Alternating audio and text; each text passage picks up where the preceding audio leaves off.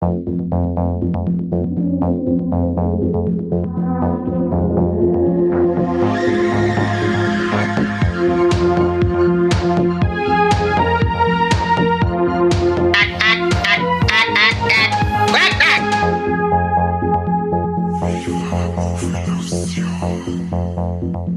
willkommen zu einer neuen wunderbaren Folge Viva la Movilusion. Und heute geht's über einen Klassiker, kann man fast schon sagen, aus dem Jahr 1996. Und zwar gedreht vom Tim Burton. Jetzt werden schon einige aufhorchen und sie denken, boah geil, sie besprechen was mit dem Johnny Depp. Nein. Heute geht's um Kani, sag's. Mars Attacks. Ja, genau, wir haben uns Mars Attacks vorgenommen. 1996 erschienen in den USA und ich glaube, wenn man Wikipedia trauen kann, 1997 in Deutschland.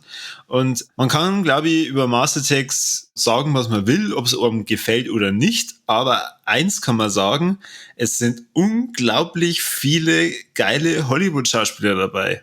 Oh ja, der schwappt direkt über vor coolen Schauspielern. Und da fragt man sich mal wieder, wie hat das der Tim Burton geschafft, dass er in so einem Film wie Mars Attacks so unglaublich viele gute Schauspieler reinholt? Das frage ich mich auch, wie er das gemacht hat. Also beim Jack Nicholson, da habe ich es nachgelesen, dass der hat nicht einmal das Skript gelesen, sondern war mit der Zusammenarbeit beim Batman so zufrieden mit dem Tim Burton, dass er einfach gesagt hat, ja Logo, wenn er mit dabei haben möchte, dann bin ich am Start. Okay.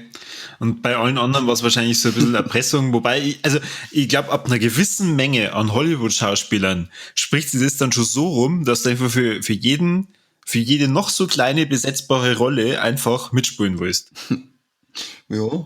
Also zumindest kann ich mir das bei der Menge an echten Größen anders eigentlich nicht erklären. Ja, bis auf Ohren. Du hast gesagt, einige werden sagen, wow, geil, Leute, da ist jetzt sicher was mit Johnny Depp. Es wäre sogar fast so weit gekommen, aber der Johnny Depp hat die Reporterrolle, meine, abgelehnt, die der Michael J. Fox dann gespielt hat. Okay, krass. Also er ist erst ein bisschen später zur Muse vom Tim Burton geworden und hat dann ja bekanntlich nur noch eine einzige Art von Rolle gespielt. Johnny Depp. Ja, genau. Bis auf Black Mass. Aber das ist ein anderes Thema. Johnny Depp, irgendwann drama die nur noch einen Fleischwolf. Ja, aber der Film, den der Tim Burton davor gemacht hat, war Ed Wood und da spielte der Johnny Depp die Hauptrolle. Ah ja, genau, Ed Wood, stimmt, weil den habe ich noch nicht gesehen. Von dem habe ich gelesen und hat man nämlich auf die Liste geworfen, aber ich habe ihn noch nicht gesehen. Und Edward mit den Scherenhänden war auch schon davor, das war 1990. Ja, dann schneid mein Bullshit raus. Ach du, man kann sich ja mal irren. Irren ist menschlich. Aber jetzt reden wir, aber das ist wieder die perfekte Überleitung, um auf die andere Rasse zurückzukommen, um die es in diesem Film geht. Und zwar die Marsianer. Für die Leute, die mit Mars Attacks gar nichts anfangen können, es ist total easy. Es greifen die Marsianer an in fliegenden Untertassen. Und ja, am Anfang macht es nur so ein bisschen den Eindruck, die sind friedlich unterwegs, doch dann stellt sich heraus, sie sagen zwar, sie kommen in Frieden, aber sie machen eigentlich genau das Gegenteil. Ja, du weißt ja nicht, wie die Frieden definieren, oder? Ja, ich weiß nicht, ob man da nur irgendwie großartig auf die Handlung eingehen kann, weil im Endeffekt wirklich 80% von dem Film ist einfach nur Szenen, wie die Marsianer angreifen. Ja. Außer jetzt vielleicht die Rolle von Jack Nicholson, der den Präsidenten der Vereinigten Staaten spielt und auch noch in einer Doppelrolle einen Immobilienhai in Nevada. Ich glaube, ich muss mal auf die restlichen Rollen gar nicht so genau eingehen, weil jeder hat gefühlt immer so 5 bis 10 Minuten Screentime. Screentime, das war der Ausdruck, den ich gesucht habe. Danke. Ja, das stimmt, weil er ist ja so, also der Film ist so vollgestopft mit Figuren, hätte aber trotzdem immer noch vollgestopfter sein sollen. Die haben den Film schon ziemlich reduziert, was an Cast angeht. Ich glaube, ich habe was gelesen von um die 30 bis 35 Figuren, die rausgeschnitten worden sind, weil sie keinen Platz mehr dafür gehabt haben. Und ursprünglich hätte er auch wesentlich wilder werden sollen. Also die Laser, die auf die Leiter geschossen worden sind, die hätten ihn ursprünglich da Gliedmaßen wegfetzen sollen und Löcher in die Körper reißen. Am Ende ist er zu dem Markanten in ein Skelett verwandeln worden. die haben einige Kompromisse eingemessen bei diesem Streifen, der Herr Tim Burton. Echt? Also der wollte echt, dass der Gliedmaßen noch wegsprengt und alles? Der wollte einen richtigen, wahrscheinlich, ich weiß jetzt nicht, ob er so in die Richtung Splatter gehen wollte, aber er hätte härter werden sollen, aber sie wollten halt dann das R-Rating vermeiden und darum ist dann dieses humoristischere in das Skelett auflösen worden. Aber das wäre echt interessant, wenn es jetzt das Splatter gewesen wäre, ob der dann trotzdem mit dem gleichen Hollywood-Cast dann unterwegs gewesen wäre und ob er dann den Erfolg gehabt hat, den er gehabt hat. Weil Budget hat er 70 Millionen gehabt und Box Office 100, also knapp ein bisschen über 100 Millionen. Mhm. Es ist zwar trotzdem enttäuschend für die Produzenten gewesen, dass es nur 100 Millionen waren, weil die haben, ja, wie schon jetzt des Öfteren erwähnt, einfach richtig geile Schauspieler dabei gehabt. Aber wenn es jetzt das Splatter gewesen wäre, dann warten wahrscheinlich nur weniger einfach reingegangen. Wahrscheinlich wäre es weniger gewesen, ja. Also es gibt da ein paar Szenen, wo eben Kinder gegen die Marsianer dann kämpfen und da aufgrund von ihren Videospiel-Skills zurückschlagen. Und das ist schon cool. Und da habe ich mir dann auch gedacht, wo ich dann die Szenen gesehen habe, ja, vielleicht ist ja ein bisschen so als Kinderfilm ausgelegt gewesen. Aber dann finde ich das mit den Skelette trotzdem wieder fast schon zu hart. Ja, das hat mich damals als Kind auch ganz schön fertig gemacht, als ich das erste Mal gesehen habe, wenn da der erste Typ in ein Skelett aufgelöst wird. Ja, da war es jetzt mal vorbei und schon habe ich dank Mars Attacks ein Trauma gegenüber Aliens, dank dem Weißen Hai ein Trauma gegenüber Meer.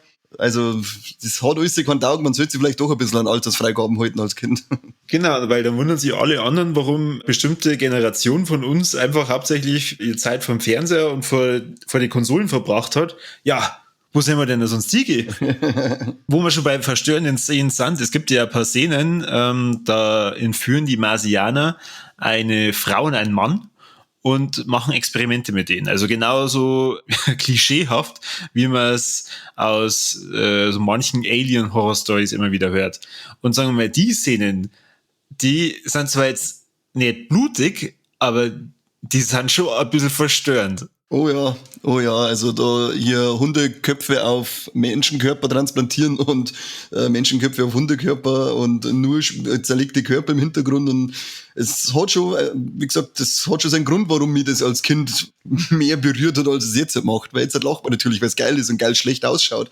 Aber als Kind, wenn man das erste Mal sieht, dann denkt man sich, hui, was machen die denn da? Dazu muss man sagen, der Film ist FSK 12, also für uns relativ harmlos, sag ich jetzt mal, in Deutschland. Für die Zeit damals, wo es rausgekommen ist, das kann ich irgendwie nicht richtig beurteilen. Da kenne ich andere Filme, wo ich mir denke, okay, wenn das oder Mitte der 90er rausgekommen ist, dann ist das wahrscheinlich FSK 16.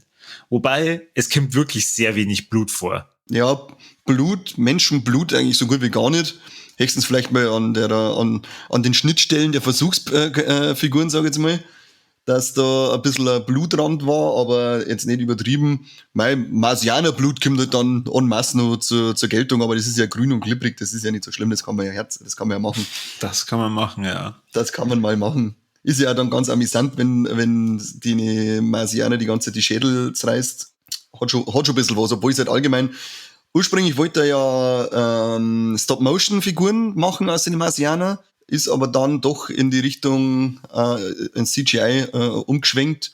Und es ist halt nicht gut gealtert in dem Film, wenn wir ehrlich sind. Na, aber sagen wir mal, es geht, glaube ich, weniger um die Darstellung von den Marsianern, als einfach um das, was die vermitteln wollen. Und das ist immer nur relativ bizarr und lustig. Also sagen wir mal, mit dem Schauspiel von den ganzen Hollywood-Größen kann man sich das auf jeden Fall anschauen. Und ich habe trotzdem meinen Spaß gehabt. Die haben jetzt schon ein paar Mal gesehen, aber ich habe mich eigentlich schon gefreut, dass der jetzt aktuell auf Prime drauf ist, weil ich glaube, so einmal im Jahr kann man sich den schon mal geben. Ja, ich habe den jetzt auch das erste Mal, aber seit Jahren wieder gesehen. Also ich kann da gar nicht sagen, wie lange das her ist bei mir, dass ich den gesehen habe und ich habe auch wieder sehr viel Spaß gehabt. Und mit dem, dass das CGI, es ist zwar schlecht gealtert, aber wie du schon sagst, im Gesamtpaket passt es einfach zusammen und schaut dann auch wieder lustig aus und mit dem ganzen Überzogenen ist es einfach ein geiler Film. Also ich hätte nicht damit gerechnet, dass es mir immer nur so viel Spaß macht. Und weil es halt so dämlich sind, die Viecher, die Marsianer-Deppen. Ich sag, die Szene, wenn sie dem Pärchen beim Mausen zuschauen, der geile Witz, wenn sie da die ganze Zeit so davor hinschnaufen und dann der Scheibenwischer angeht, weil er eine Visiere da beschlagen. Geil bescheuert alles. Ich muss auch sagen, seit ich den Film gesehen habe, bin ich total begeistert von Tom Jones. Ja, der geile Schluss, oder? Mit den Viecher dann. Mit den Viecher, aber auch wo er dann so das erste Mal It's Not Unusual singt und dann sind auch erst im Hintergrund die Tänzerinnen, dann wird's kurz dunkel, dann geht's Licht wieder an und dann sind dann statt die Tänzerinnen die Marsianer da und tanzen auch mit. Also so dumm einfach, aber trotzdem irgendwie lustig. Ja. Voll geil. Und kleines Easter Egg hat's übrigens auch gegeben. Und zwar, wenn die dann, ich glaube, das erste Mal auf dem Mutterschiff von den Marsianer sind. Ich glaube, das ist da, wo die Tussi, die es dann auf dem Hundekörper drauf transplantieren, da ist im Hintergrund der Clown. Und das ist der Clown, den der Pinguin in Batmans Rückkehr erschossen hat. Okay. Ich hätte zwar noch ein bisschen mehr Ausschau gehalten, aber hab nichts mehr gesehen. Aber da ist sowieso überall nur Laser und Skelette und quietschbunt, da bist du froh, wenn du überhaupt versickst. Du hast dir bestimmt hervorragend, was die ganzen Fun Facts betrifft, vorbereitet und du weißt bestimmt, woher die Hauptidee für den Film kommt. Ja, und zwar vor einem Kartenspiel, das der Tim Burton als Kind gesammelt hat, das aber dann relativ schnell wieder eingestellt worden ist, weil es ziemlich explizite Gewaltdarstellungen auf den Karten gab. Also ich hab das auch als Vorbereitung gelesen und hab mir dann die Karten angeschaut. Die gab's zu, glaube ich, Kaugummipackungen oder irgendwie sowas. Es war also eindeutig für Kinder ausgelegt, aber diese Darstellung von den Bildern ist echt heftig. Ich hab gerade eins vor mir, wo ein Typ auf dem Tisch liegt und der Marsianer steht über ihm und der Bauch ist aufgeschnitten und er holt sein Herz in der Hand und der Typ schreit noch. Im Hintergrund irgend so eine halbnackerte Tussi in einem Gefängnis. Ja, es braucht sich nicht wundern, dass die Amis alle einen totalen Schatten haben, wenn ich sich eine Beutel schon an meine Kinder verteile. Der nächste logische Schritt war, dass ich einer Crystal Meth gebe. Was ist mit einer? Also ich hab mir vorhin mal so alle Bilder angeschaut, da gibt's dann noch Bilder, da kommen dann riesige Insekten und greifen dann an. Und ein Bild, ich bin auf so einer Sammelseite und nur unter einem einzigen Bild steht dabei, okay, I'm super not okay with this card, I'm gonna need a minute. Und das ist eine Karte, wo ich selber vorhin instinktiv gesagt habe, Alter, das kannst du doch nicht machen. Und zwar erschießt ein Marsianer einen Hund. Oh, leck. Ja. Ich rast aus. Ja. Alle anderen Karten, da sterben nur viel mehr Menschen oder das mit der Darstellung von dem Herzen oder was weiß ich. Das ist nicht so schlimm wie diese Karte, wo der Hund erschossen wird. Das ist eine Frechheit. Aber ihr hört euch das jetzt gerade an und denkt, ja, der Korb hinter Carnegie labert's bloß, ich finde das schon schlimm, wenn der Hund stirbt. Ich meine das gerade ernst. Also diese Karte, wenn man die sieht, da denkt man sich, okay, jetzt darf jetzt mal wieder aufhören. Und jetzt stell dir mal vor, du bist ein ganz unschuldiges Kind, hast da gerade Kaugummis gekauft, packst es aus, denkst, oh, cooler Karte. Ja. Oh, ich hab's jetzt gerade vor mir, Nummer 36, oder? Destroying a Dog. Ja. Was ist mit euch? Ja. Im Hintergrund der Bub, der noch schreit, weil sein Hund erschossen wird. Was ist mit einer? Oder da noch eins. 9 Lives, oh lecke. 9 Lives Destroyed, wo der Marsianer in einer Kiste mit Babykatzen einschießt, das ein kleines Kind in der Hand hält. Was ist denn? Und das sind Sammelkarten für Kinder, oder was? Ich sage ja, die Amis, die haben alle einen Vollschatten. Die sind noch richtig ganz dicht. Da wird einem die Haut abgezogen auf der Nummer 15, also die Gesichtshaut wird ihm lebendig abgezogen. Ja, geil. Also Punkt A, ich brauche die Karten. Bis auf dies mit der Katze, mit den Katzen und mit dem Hund. Und weißt du, wie die Karten mit den Katzen heißt? 9 Lives Destroyed. Alter, das ist heftig. Was war das für eine kranke Sau, der die Karten überhaupt erfunden hat? Ja, also keine Ahnung. Oder welches Gremium hat denn entschieden, passt, die damit zu den Kaugummis dazu? Also, das ist noch cool mit dem Stan Lee drauf. Stan Strikes Nummer 1. Da ist der Stan Lee, der irgend so ein Marsianer mit einer Schreibmaschine eine drüber zündet.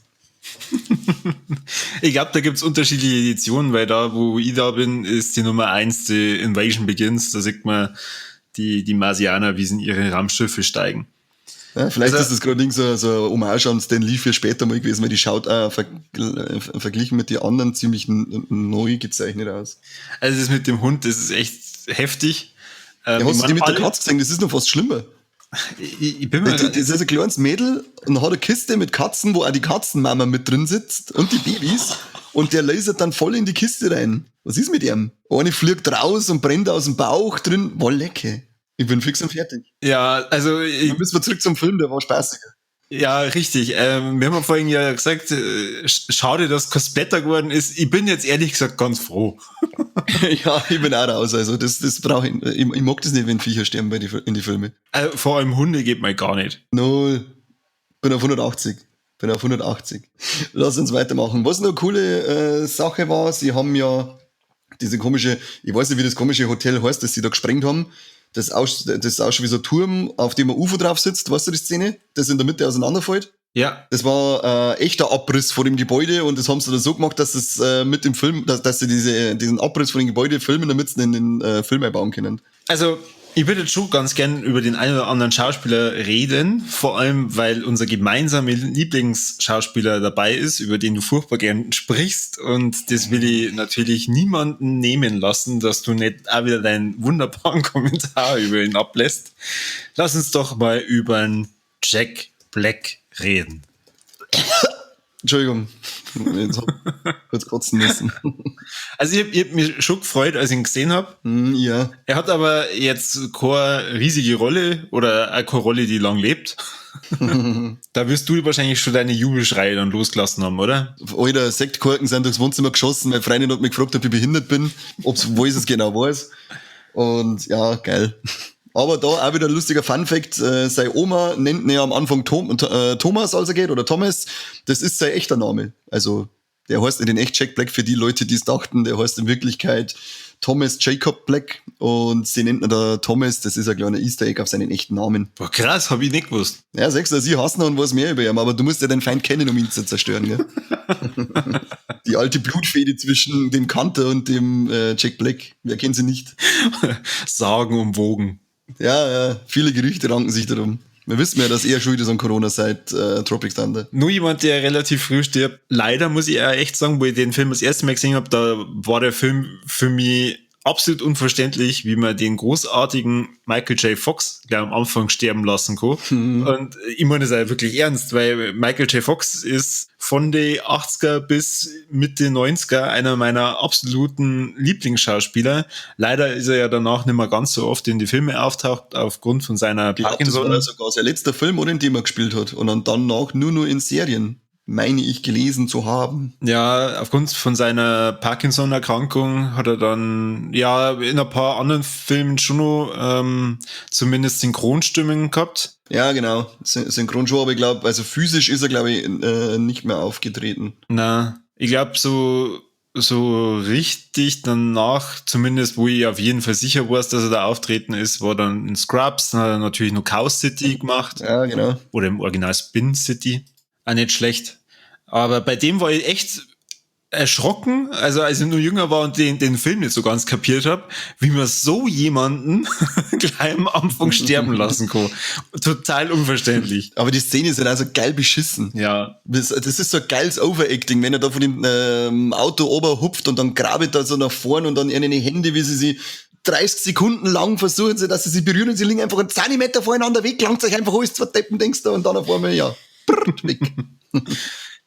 Das ist so geil exemplarisch für den ganzen Film. Es ist alles so überzogen, Overacting und dämlich. Einfach, der macht nur Spaß, das Ding. Da ist vor allem einer rausgestochen, und zwar der Pierce Brosnan. Also, das Schauspiel von ihm in dem Film finde ich echt richtig, richtig mies irgendwie. Ja, aber so, als wäre es irgendwie gewollt mies. Ja, also ich glaube, es ist ja gewollt. Dadurch kommt er halt einfach nochmal so, weiß ich nicht, richtig schleimig rüber. Aber, weiß ich nicht, wenn du dann halt hauptsächlich von James Bond kennst und dann halt nur von der einen oder anderen Komödie. Also mir da jetzt zum Beispiel nur einfallen, wo er in dem Nick Frost und Simon Peck Film mitspielt, The World's End. Da hat er jetzt auch keine große Rolle, aber die soll ja auch mehr lustig sein. Aber da im Mastertext ist er halt, also das ist wirklich extrem überzogen. Wobei du das Gefühl hast, dass jeder, der da drin mitspielt, das einfach wahnsinnig überzogen macht. Außer jetzt der eine Boxer, der in Las Vegas die ganze Zeit in diesem Pharaonenkostüm umeinander läuft. Ich weiß jetzt leider gar nicht, wie er heißt. Ja, den habe ich jetzt auch nicht im Kopf. Ich weiß, wenn du meinst. Jim Brown. Genau, er spielt einen Baron. Bei dem fand ich als Schauspieler eigentlich echt überzeugend. Also bei dem habe ich ja das Gefühl gehabt, dass der das echt ernst nimmt. Aber so beim Rest, ja, es sind halt einfach irgendwie, also so Comic-Charaktere, was ich auch cool finde, das Ding mitspielt, Christina Applegate oder auch Natalie Portman. Mhm. Natalie Portman spielt die Tochter vom Präsidenten und kommt dabei einfach auch, weiß ich nicht, so fehl am Platz irgendwie rüber, weil es einfach nur so diese typische Teenie-Göre spielt. Ja. Die hat ganz nur immer diese bockigen Pubertäts-One-Liner. Ja. Was anderes sagt sie die ganze Zeit nicht. Und immer schaut's lästig. Eine Rolle, wo ich sage, okay, irgendwie cool, dass er dabei war, aber hätte man eigentlich überhaupt nicht braucht. Danny DeVito. Ja, geil ist er. Ja, Falle ist er geil, aber ich meine, ich frag dich jetzt, was hat der Danny DeVito in dem Film gemacht? Der ist geil aufgeführt die ganze Zeit. Naja, du kannst es ja mal sagen die ganze Zeit. Ich glaube, wenn man es jetzt hochschneidet, dann ist er vielleicht gerade mal Minuten dabei. Die ganze seiner Screenzeit war da geil auf alle Fälle. Du meinst, sobald man einfach sieht, denkt man sich, ja, der Danny DeVito. Ja, ich finde einfach geil, wenn ich ihn sehe, den geilen kleinen Affen. Ist dir das von Haus aus, als erstes Mal, wo du ihn gesehen hast, aufgefallen, dass der Jack Nicholson 2 Rollen spielt? Ich war mir jetzt auch ich hab das nicht mehr im Kopf gehabt und war mir jetzt beim zweiten Mal schauen, wenn er da seinen Monolog hält vor den ganzen Investoren, dann habe ich die ganze Zeit gedacht, der hört sich an, kommt mir vor wie der Jack Nicholson, der hat doch aber da keine Doppelrolle nicht gehabt. Ich habe da jetzt auch noch mal nachgeschaut, jetzt erst durch das, dass es du sagst, habe ich das im Kopf. Hast du auf Englisch oder auf Deutsch geschaut? Ich habe mir jetzt auf Deutsch geschaut. Also auf Deutsch, finde ich, kommt es auch richtig stark rüber, weil eben das der gleiche Synchronsprecher ist. Ja, genau, und darum habe ich die ganze Zeit spekuliert, aber mir gedacht, ach, vielleicht will es einfach nur der Zufall so, man hat vor lauter Blödsinn den 2 Rollen sprechen lassen, aber du hast Licht ins Dunkel gebracht. Das ist eine Doppelrolle, wie es bei Bully Parade geheißen hat. Doppelrolle. Über wen kann man noch reden? Über Pam Grier vielleicht. Das ist, wer es nicht kennt, von Tarantino, Jackie Brown, die Jackie Brown spielt. Spielt in dem Film eine Mutter von den beiden Kindern, wo ich vorhin erzählt habe, dass die ihre Videospielskills dafür nutzen, die Marsianer ein bisschen zu reduzieren. Und sonst, ja, weiß nicht, gibt's nur für die irgendeinen Schauspieler, wo du sagst, da haben wir noch gar nicht drüber geredet? Also es sind einige dabei, über die wir noch nicht geredet haben, aber es ist eigentlich keiner mehr dabei, der es richtig wert wäre, oder?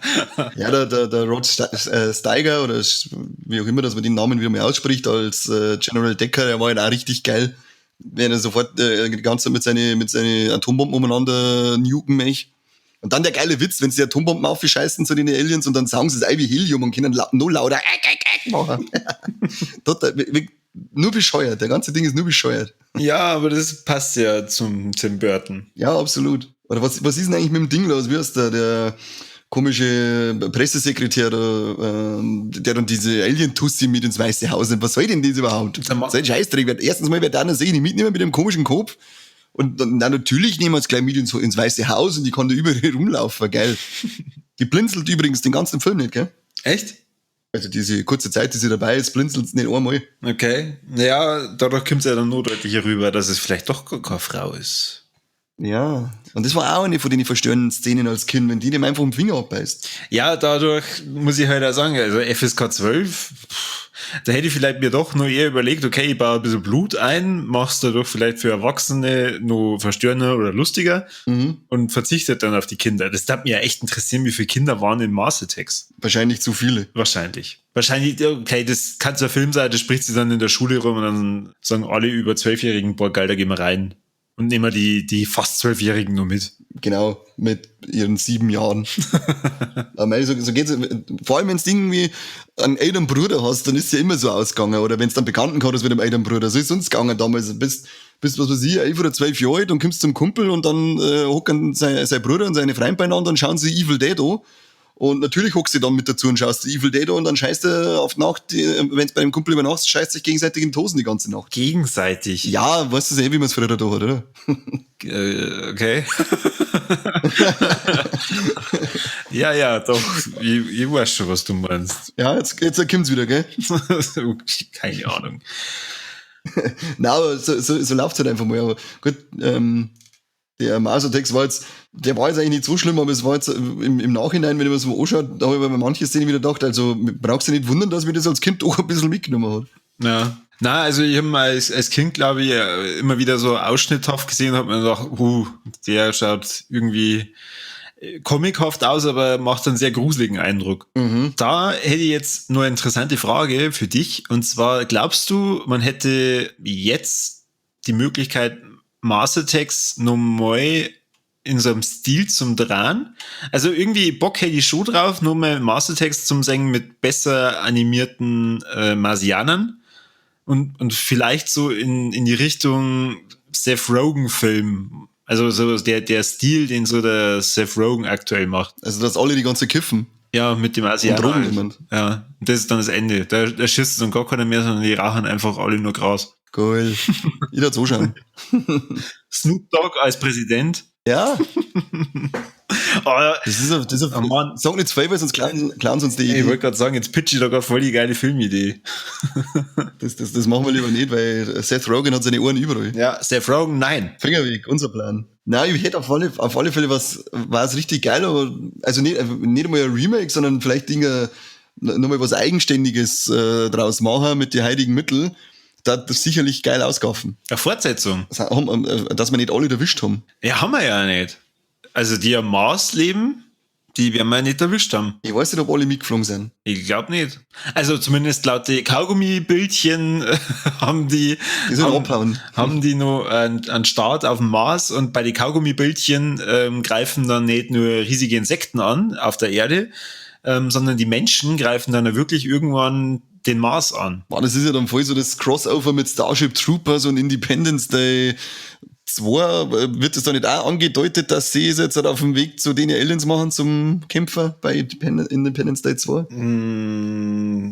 Ich habe den zwar ehrlich gesagt bloß ein einziges Mal gesehen. Ja, und das ist schon 3 mit 2. Ja, aber bei Starship Troopers, da greifen sie ja hauptsächlich... Nehmen wir wegen die Insekten. Ja, da greifen sie hauptsächlich den Insektenplaneten an. Beziehungsweise es sind ja... Den baue ich mir jetzt dann auch wieder mal ein. Ich glaube, das sind sogar mehrere, oder? Boah, der ist so lange her bei mir. Den Starship Troopers kann man auch mal eine Folge machen. Das machen wir, weil die möchte ich mir jetzt dann mal anschauen. Aber hast du mitgekriegt, warum die Skelette alle rot und grün sind? Wahrscheinlich, damit noch mehr comichafter rüberkommen. Nein, oder hat das einen Grund? Sie hatten nämlich ein Weihnachtsrelease anvisiert und deswegen, das hätte ein bisschen mehr Weihnachtsstimmung anscheinend implizieren sollen. Das ist so ein Schmarrn. Doch, wirklich. Lies noch. Der Tim Burton hat echt einen Schlag, oder? Ja, er ist halt ganz eine eigene Person, aber er hat halt lauter geile Filme bis auf die jüngere Vergangenheit, da finde ich, hat er ein bisschen nachlassen. Aber ansonsten hat der Tim Burton einige meiner Lieblingsfilme gedreht. Ja. Aber das ist einmal das ist mal ein anderes Thema für eine andere Folge. Gut, dann würde ich sagen, wenn man euch jetzt sehr viel über Fun Facts und diverse Schauspieler verzeiht, jetzt verzeihen wir euch, was uns gut gefällt und was nicht. Ich würde sagen, Khan is first. Ja, was mir gut gefällt, ist einfach das komplett Übertrade und Überspitzte von dem ganzen Film. Es geht so ins Lächerliche teilweise, dass es nur Spaß macht. Also der Film hat damals funktioniert und der funktioniert für mich heute auch immer noch. Und ich muss mir mal anschauen, vielleicht bei einem gemütlichen Abend mit ein paar Bier und mit ein paar Kumpels, da glaube ich, ist er noch spaßiger. Was mir weniger gefällt, es passt zwar irgendwo eine, aber ich bin nicht einfach ein Fan von Puppen und handgemachte Effekte. Ich hätte es geil gefunden, wenn die Marsianer wirklich alle in so Stop-Motion oder als Puppen gemacht worden wären. Das hätte mir jetzt so persönlich besser zugesagt. Tut dem Film aber nicht weh, in dem Fall dieses hässliche CGI, weil es irgendwie wieder zum ganzen Gesamtpaket einfach passt. Ja, Corby, und was sagst du? Was mir richtig gut gefällt, und das habe ich beim letzten Mal schauen, gleich am Anfang, spontan im Effekt praktisch schon gesagt, als am Anfang diese Untertassen auf die Erde zu fliegen und dann die ganzen Namen von den Schauspielern kämmern und ich mir dann mal beim 3. oder 4. denke, was, der hat da mitgespielt und Alter, jetzt hört's mir wieder auf und es hört einfach nicht auf und du hast einen so extrem geilen Cast da drin. Und das ist zwar dann fast schon wieder ein bisschen schade, weil halt jeder nur wenig Minuten hat, aber dadurch kommt so ein bunter und geiler Mix einfach rein, gemischt mit dem Marsianer, dass er einfach brutal viel Spaß macht. Also das ist ein wirklich lustiger Film. Und mit Effekt hast du Affekt gemeint, oder am Anfang? Hä? Und mit Effekt hast du Affekt gemeint am Anfang. Affekt. Mhm. Nein, ich habe schon im Effekt gemeint. Okay, dann verstehe ich nicht, was du da sagst. Ja, ich synchronisiere das nochmal drüber. Ja, mach mal. Mit Mike seiner Stimme, bitte. Also, mir hat der Cast brutal gut gefallen, weil mich das bei Credits schon total begeistert hat. Und was mir nicht so gut gefallen hat, ist das Ende vom Film. Ich will jetzt gar nicht spoilern, warum die ganzen Marsianer dann sterben. Sie sterben auf jeden Fall auf der Erde. Und wenn ich mir jetzt diese Kaugummibildchen anschaue und man hätte vielleicht auch ein Ende machen können, so in Richtung, die Menschheit greift jetzt den Mars wieder an, hätte es wahrscheinlich um einiges blutiger sein müssen. Aber wo ich mir jetzt den Film komplett zu Ende angeschaut habe und halt so beim Schluss dann war, ich mir gedacht, ach, kämmt's leid, bitte das. Mir geht's da diesmal tatsächlich nicht um den Realismus, sondern halt einfach nur, ey ja, es ist irgendwie lame. Ihr habt so geile Ideen die ganze Zeit gehabt, wie man die Menschen da misshandeln kann und wie sie angreifen und wie sie die ganzen verschiedenen Städte zerstören und was weiß ich. Und eigentlich ist nichts Besseres eingefallen, wie man den Film enden lassen kann. Naja. Ja, aber irgendwie im Gesamtpaket ist es doch schon wieder so überspitzt dämlich, dass es auch wieder irgendwie passt, möchte ich behaupten. Ja, es ist im Endeffekt wie eine Kurve, die aber halt wirklich sehr flach endet. Ja. Und das finde ich halt ein bisschen schade. Die Kurve hätte ein bisschen spitzer enden können. Aber es reißt einen Haufen Kepf, ist doch geil. Ja, ist ja geil. Oder dass man vielleicht am Ende zumindest sieht, keine Ahnung, es gibt tatsächlich immer noch ein paar Marsianer auf dem Mars und die greifen eventuell an. Weißt du, dass man sie so offen hält, so für einen zweiten Teil, dass man sie nicht denkt, okay, sie haben jetzt die Wunderwaffe gefunden. Wie schon gesagt, lame. Aber ich will dann Tim Burton jetzt auch nicht dazu bewegen oder einen Seth Rogen. Seth Rogen, nein, dass man einen zweiten Teil macht. Weg mit dir, Seth Rogen. Gibt's einen auf die Wurstfinger. Ja. Aus dem, das dauert jetzt gerade nicht mehr lang, dann explodiert unser Podcast so dermaßen und schwabt dann so viel Kohle ein, dass wir mir den Film dann einfach ausscheißen, die Fortsetzung, die ordentliche. Genau, weil jeder will einen deutschen Mars Attacks 2 sehen. Aber hallo, mit dem Schweighöfer und dem Schweiger. Soll ich da was sagen? War schon wieder lustig. Ja, die müssen jetzt halt dann einbauen für irgendeine lustige Szene, wie es am Anfang gleich weggelasert werden, aber nicht vom Asianer, sondern von irgendjemand anderen einfach. Na, ein Til Schweiger und ein Heino Ferch, jeweils in Doppelrollen. Gott. Wie es gerade im Wahlkampf stand um Kanzler. Ja, du verratst schon wieder 2 Details. Ach so, ja. Seth Rogen, nein. Wurstfinger weg. Aber dann jetzt kommt nur unser fetter Triple Threat wieder mal. Also, Corby, sag mal Titten. Nein. Sterben Tiere? Ja, eigentlich schon, oder? Nicht gerade eigentlich, sondern ein eindeutiges Ja. Der Hund, der wird danach nicht mehr gelebt haben. Weniger als Skelette erlebt man nicht mehr so stark. Aber die haben den nicht erschossen. Doch. Den Präsidentenhund haben sie weggelasert. Ach ja. Weil sie schmeißt er dann mit dem Kopf von dem Hund nach dem Asiaten. Ja, stimmt. Ja, genau. Also ich muss insgesamt sagen, wenn Hunde sterben, sowas merkt man sich einfach nicht gern. Jetzt werden wir es ja geschafft haben, dass sich kein Mensch mehr den Film anschaut. Wahrscheinlich, ja. Aber dann noch zur letzten Frage, Gorbi. Wer den Trompeten entblößt? Nein. Hauptsache ein Hund stirbt, gell, aber kein Zipfel sieht man, wow. Haben wir es mal wieder. Eigentlich ist das so die Kategorie Film, die man eher nicht anschauen sollte. Das stimmt, ja. Also, Leute, auch wenn wir jetzt gesagt haben, dass es eigentlich Spaß macht und cool ist, aber lasst da die Finger weg davon. Ja, vor allem ist es ja nur ein Goldi. Die schießen einen Goldi. Oh Gott. Das geht mir gar nicht. Nein. Schön ist das nicht. Ja, ich setze mir jetzt wieder in den Duschen ein und warte noch mehr über die Stunde. Ich komme dann nach. Gut, dann würde ich sagen, vielen Dank fürs Zuhören, dass ihr jetzt aber natürlich ein viel größeres Wissen am Mars Attack habt. Das habt natürlich auch wieder dem besten Podcast der Welt zu verdanken. Ansonsten abonnieren, liken. Kani, was müssen Sie diesmal machen? Teilen. Ja, und Sie müssen unsere Folgen irgendwo am Handy gespeichert haben, weil nämlich unsere krätzigen Stimmen auf alle Fälle mal als Geheimwaffe dienen können gegen Mars Attacks. Ansonsten eben danke fürs Zuhören, Leute. Und beim nächsten Mal wieder einschalten, sonst gibt's Sackschellen. Genau, wie jedes Mal. Wie immer. Jetzt wissen Sie, alle reden bei uns nur noch mit dicke Eier rum, weil sie uns nicht anhören. Genau. Dann, bis zum nächsten Mal. Ciao.